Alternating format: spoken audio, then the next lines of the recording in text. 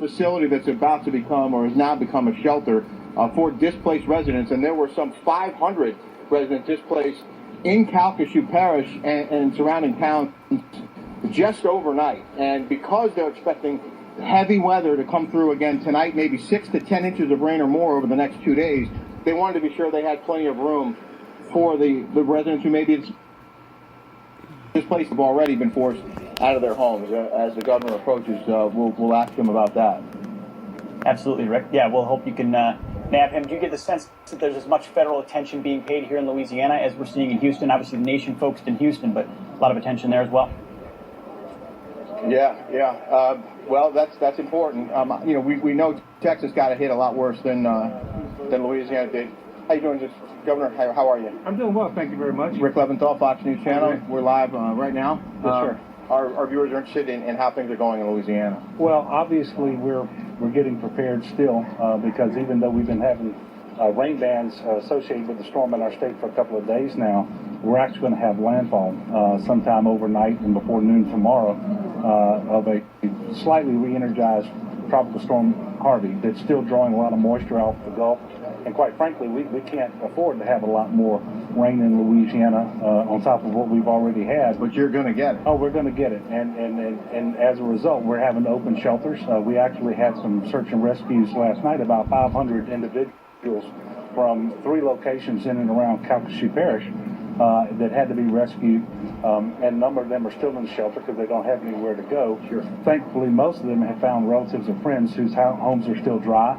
But we're going to have more of this, and so we're preparing.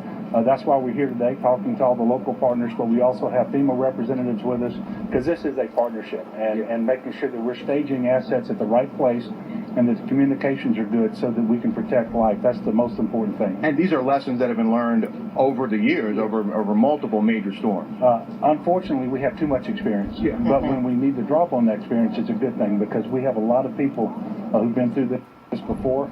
Leadership, whether it's the National Guard, whether it's state police or wildlife and fisheries, you name it, but also the parish level folks, the sheriffs, the police jurors, the directors of the Office of Emergency Preparedness, all doing an excellent job to serve the people, not just here in Calcasieu Parish, but around the state of Louisiana. And we've seen those efforts. We were out last night watching them rescue dozens of people from a particular neighborhood, and I know that the civilians are pitching in as well, and we see the Cajun Navy behind me with all those boats, and I understand that you're going to be providing fuel and food potentially for these guys. Well, absolutely, and that's one of the things we're talking about is I did approve providing fuel for the Cajun Navy so that they can come back here, resupply whether it's food or fuel, whatever they need, so they can get back over into Texas and get in the game of saving people.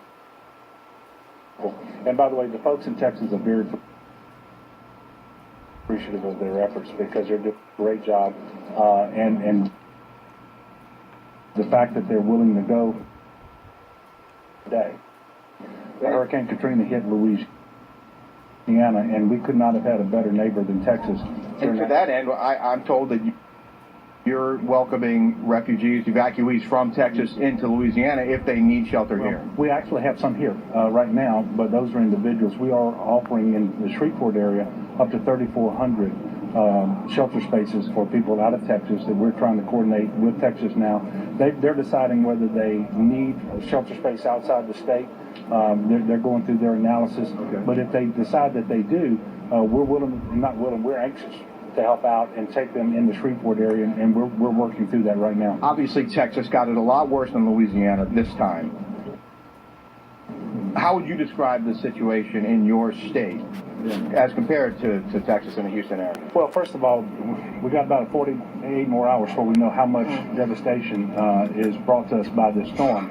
As of right now, we've been very blessed. In all honesty, we've only had water in structures, that means homes and businesses, primarily here in Calcasieu Parish, a few elsewhere, but we don't know what the storm is going to bring.